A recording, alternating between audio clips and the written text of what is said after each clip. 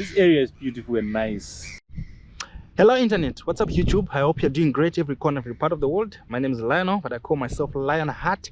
Welcome to the channel. In this video I want to talk about culture shock in Namibia. I am from Zimbabwe, so I want to talk about those things that I found unusual in this beautiful country called the land of the brave. Wow. So Namibia is actually great. That's one thing that surprised me, the beauty of this country. Don't get me wrong, I didn't expect the worst out of Namibia, but you know, as Africans, we always believe, a lot of Africans, they believe actually that European countries are beautiful, American countries are beautiful, Asian countries maybe, yeah, when you talk countries like Japan, China, yeah, we don't expect to see much from Africa. A lot of people are, you know, in Africa maybe it's just to seek opportunities, but there's this mentality to think that you only find beautiful countries in the Western world. I was in that zone before coming to Namibia, but Namibia changed my mind. This country is so beautiful. Go to the coastal part of Namibia. Like now, I'm in Walvis Bay. This is Walvis Bay. So this direction is like the town, the city center of Walvis Bay. This is a small town in the coastal part of Namibia along the Atlantic Ocean. And there we have like the police station, the main police station in Walvis Bay.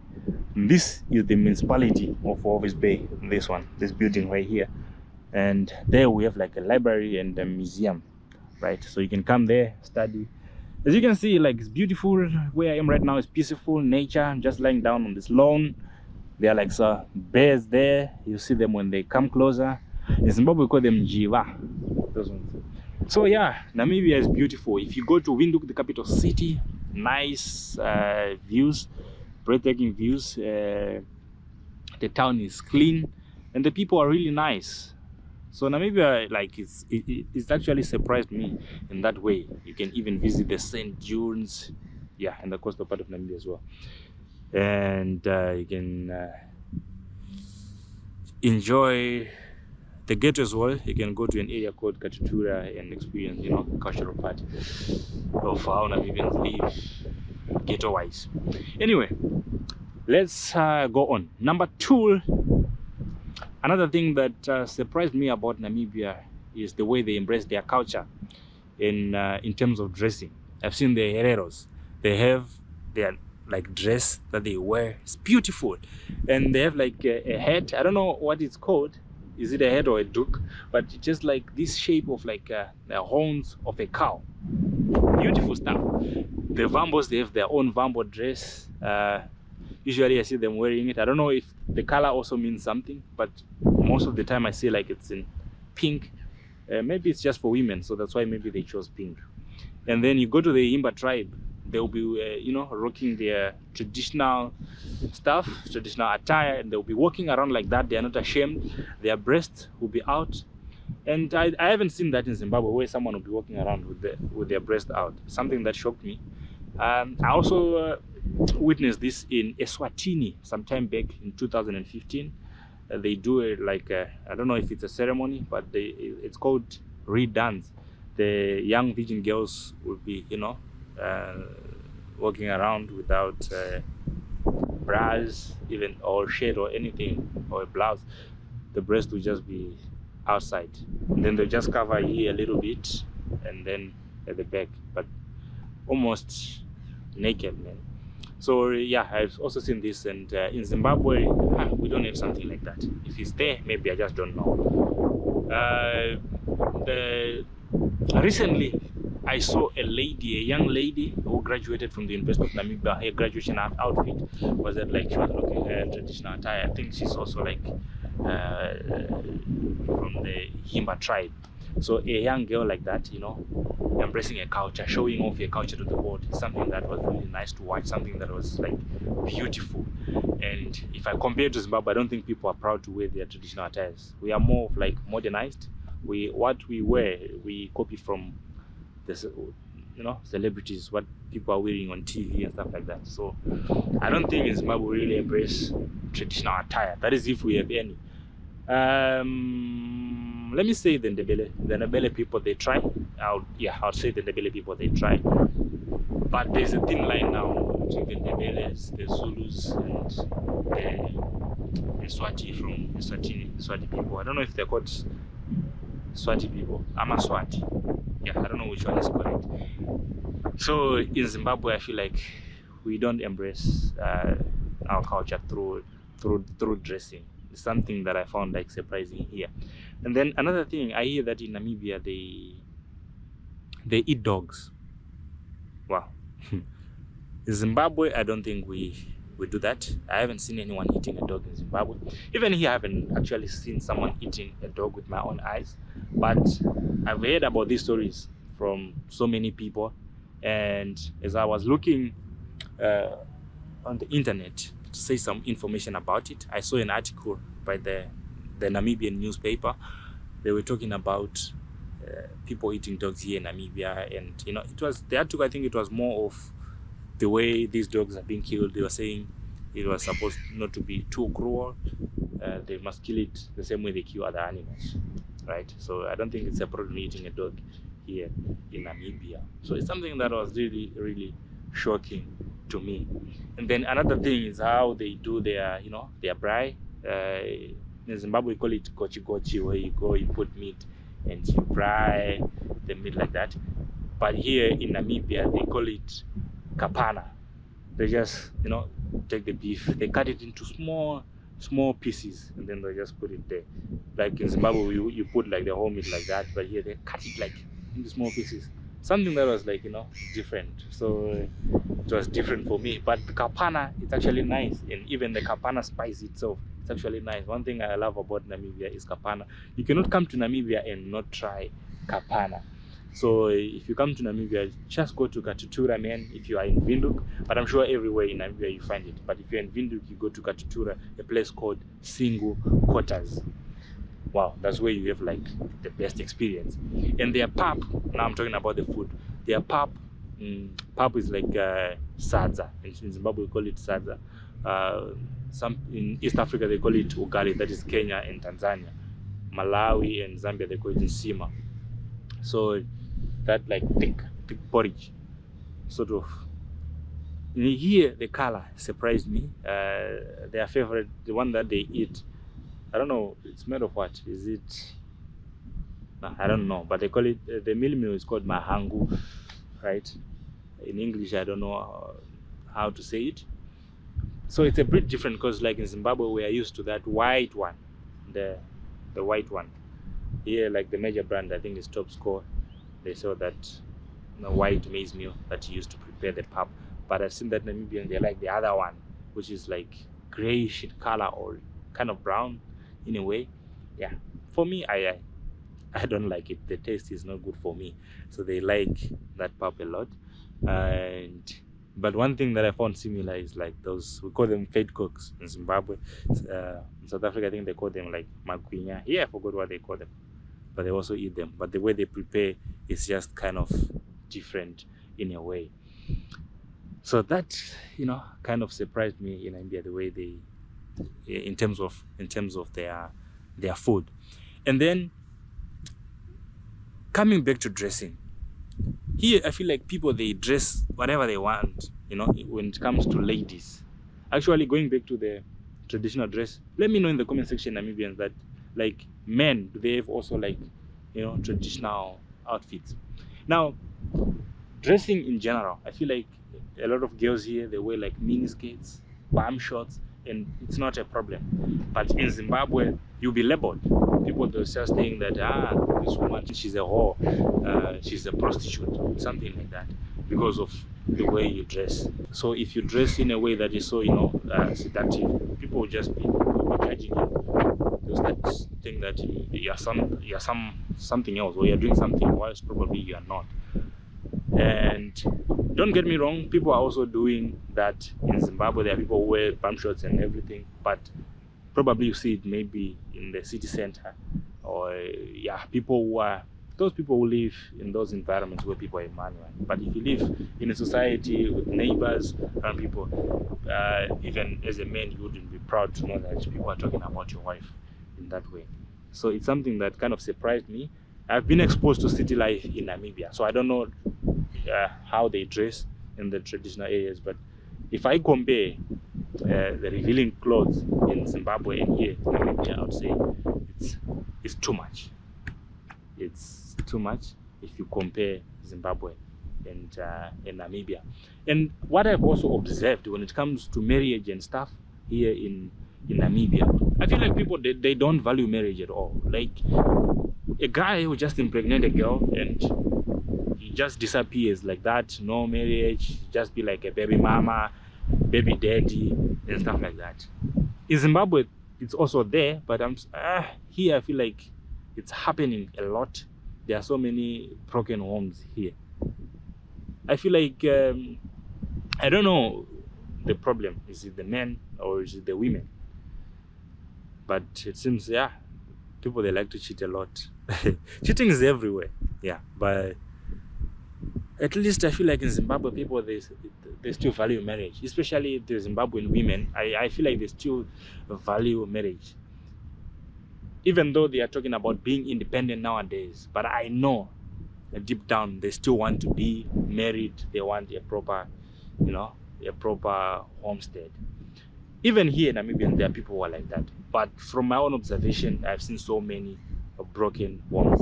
Now, this is not something that I can, back up with data or statistics, but maybe I'll just check. But I'm just talking like from my own observation, what I've seen walking around, right? So yeah, I can't authenticate it with numbers. So people here, it seems they don't really value marriage. Let me know in the comment section, Namibians, what you think.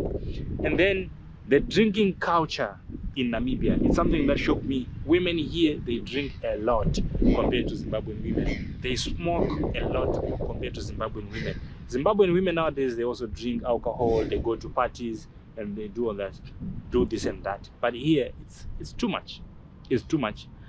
And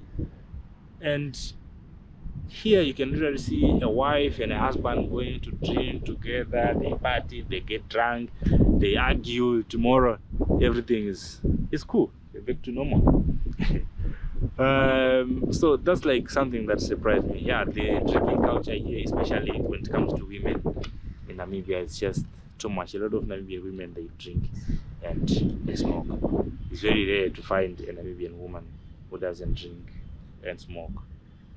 No, not smoking part, but a lot of, especially the coloreds, they smoke a lot here. But in Zimbabwe, it's very rare to find women smoking. The ones that we know smoking and drinking, we already know their environment, where you find them. There at the bars, where people are drinking, and most of them are like, the ladies of the night, Thai vendors. They sell their thighs. And yeah, it's not funny. It's actually a problem because some of these women who are selling their bodies, it's not out of choice, but the situations that they are going through. I'm not trying to justify prostitution, but at least we just have to hear the stories of some people before we judge them. So another thing that surprised me about Namibia is the population. Their country is big, but it's empty.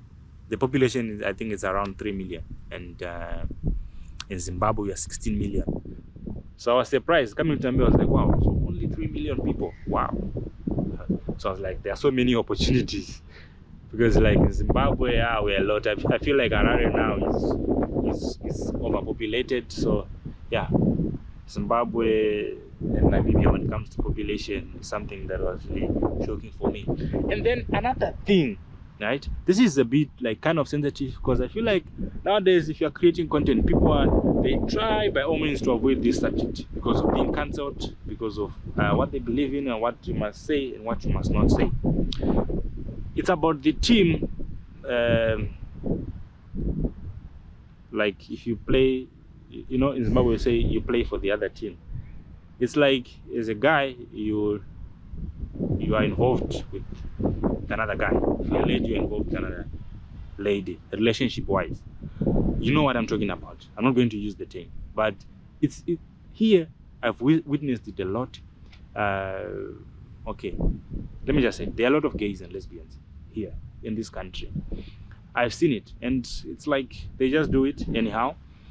And I'm not going to give a comment about it, but it shocked me because in Zimbabwe They are there. We see them on social media, yes, but it's not very dominant like that, and people don't come out easily. If you're walking around, people don't just come out and say, hey, I'm like this or I'm like that. It's even difficult to tell your parents that you are like that. That's like Zimbabwe. In fact, in Zimbabwe, it's not tolerated. It's not allowed. So the people who do it, they do it on the internet. So it's something that like kind of shocked me when I came here. I feel like the people here are kind of welcoming in that regard. They don't have a problem with it. I don't know if they have a problem with it. But if I compare Zimbabwe and Namibia, it's something that shocked me. I remember I was at UNAM. I was just walking at UNAM, and there was like an event. And then I saw girls kissing. I was like, wow, UNAM is like the University of Namibia.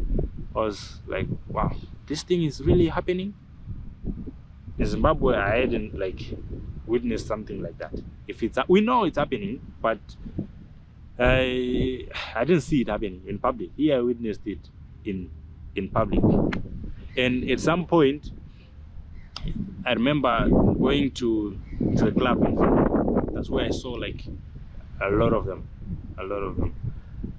So yeah, it's something that shocked me when I came to Namibia. Say, okay, this thing is happening. And I'm sure if you've been to Namibia, you can agree with me that something like this is happening. And then another thing about Namibia, this I actually love, is about the transport situation. So culturally, like in Zimbabwe, the car has to stop until it's full. Just to wait until it's full, then you can now go. But in Namibia, if you stop a taxi, even if you are one, boom, you are going. You can take you wherever you want to go, but it depends. If you are traveling long distance, then they have to wait until they're full. But if it's just maybe within the city center, you just get your taxi and you go like that. Of course, along the way you can get one or two people, but it doesn't have to wait for the car to be full for you to go. Whereas in Zimbabwe, you have to wait until the car is full, then you can go.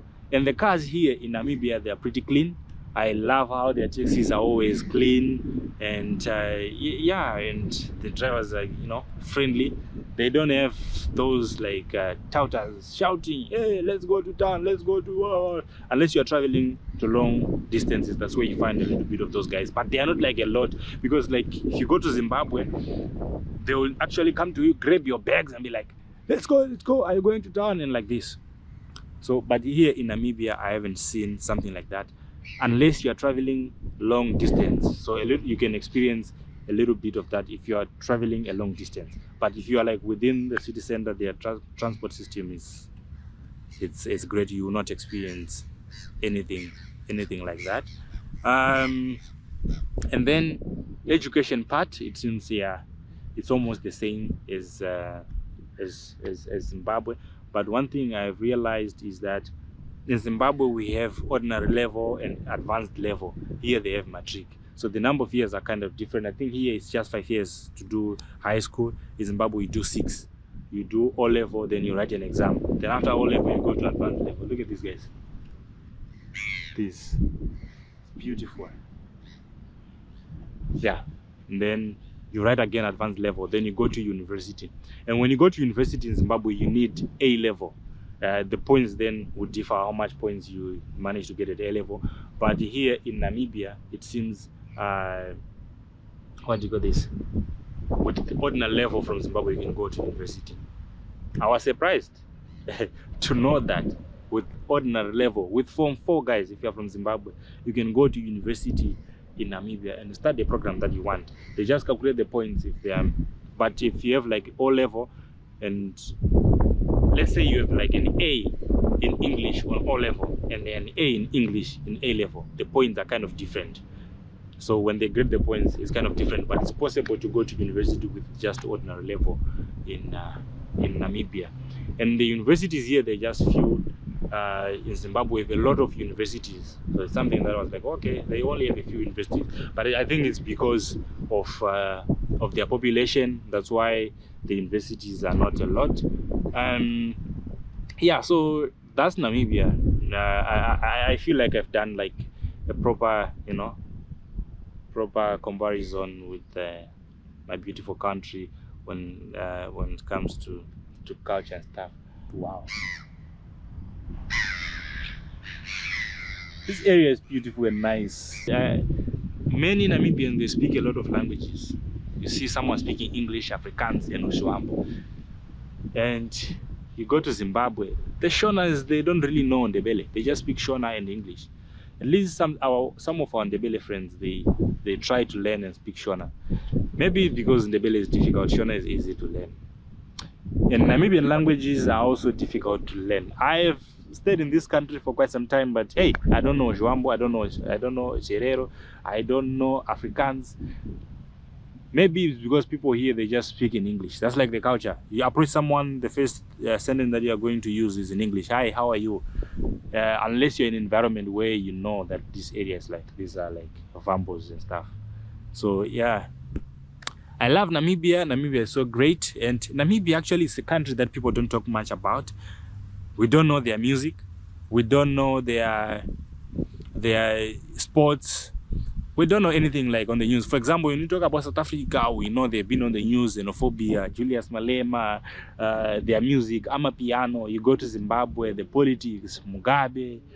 Music-wise, Zimbabwe is also doing great. I've seen Namibians listening to Zimbabwean music, especially Sungura in taxis. You get into a taxi and you hear they are jamming to Sungura music.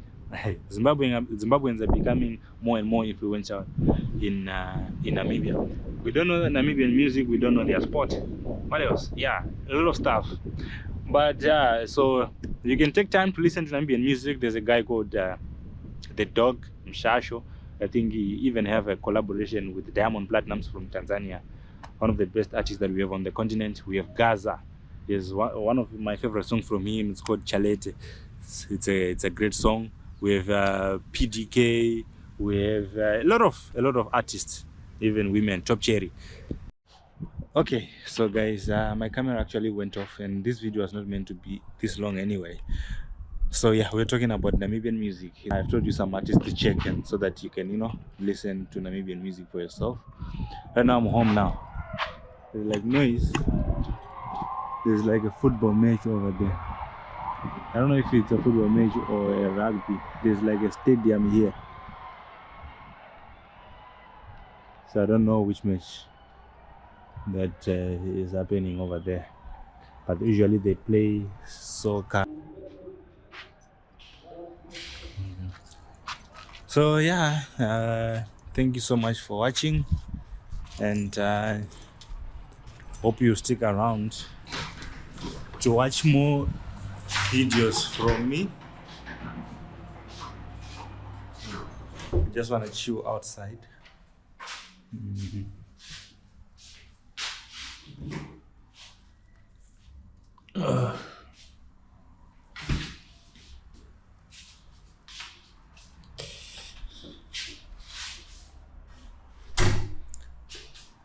I was getting something to drink. This one. I'm actually tempted to go there and watch, see what's happening over there. But I just don't have the energy. But knowing myself, I might end up there. Let me just enjoy this beautiful sunshine right here. So this, we call it Maheo in Shona. In English, I don't know what it is called. But like you can make it from, the pap that I was talking about, ugali or nsima, whatever you call it. You can use it, and then you just put water and mix it with the ingredients. I don't know how to explain them in English. It's called chimera. So when you're brewing, actually when you're brewing traditional beer, basically it looks like traditional beer if you look at it like this, like the traditional beer. But this one is not like beer. You don't let it last for that long. So you put like some sugar in it, and then you can drink. I'll try to put like a proper description of it in the comment section. I'll just write something down there, and if you're just curious and want to know, but my people from Zimbabwe, I'm sure they know. In Africa, I'm sure they know. Probably we just call it with a, just give it like a different name. So that's it about like the culture shock in Namibia. So if you're also a foreigner, let us know in the comment section what do you think of Namibia. I for one, I love Namibia. It's beautiful country, beautiful women, friendly people, amazing culture, and everything is just beautiful. I love the weather as well. Yeah, so I love you so much. Thank you for tuning in, and I hope to see you in the next one.